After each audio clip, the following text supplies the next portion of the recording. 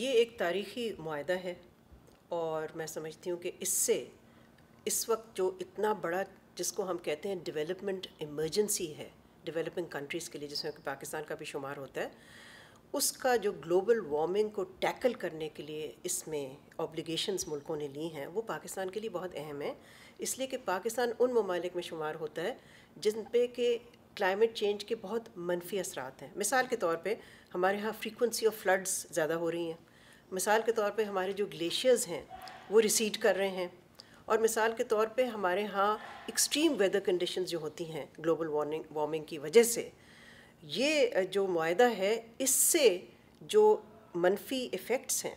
Developing countries में वो कम होने की हमें तवक्को है, हमें उम्मीद है, हमें होप है। तो पाकिस्तान ने इसीलिए इसको साइन किया है और हमने भरपूर तरीके से मुज़ाकरात में भी हिस्सा लिया था,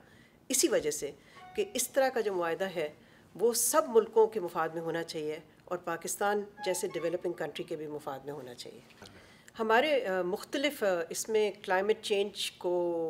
एड्रेस करने के काफ़ी हमारे प्लान्स हैं और 5% ऑफ आवर GDP से भी ज़्यादा हमने पैसे एलोकेट किए हैं जो क्लाइमेट चेंज इफ़ेक्ट्स हैं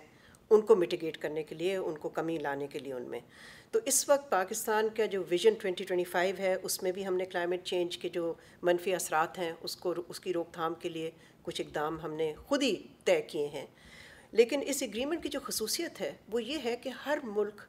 अपना पाथ जो है वो ख़ुद फ़ैसला करेगा कि उसने वो क्या पाथ लेना है जिससे कि ग्लोबल वार्मिंग के जो मनफी असरात हैं उनको कम किया जाए और मिटिगेट किया जाए।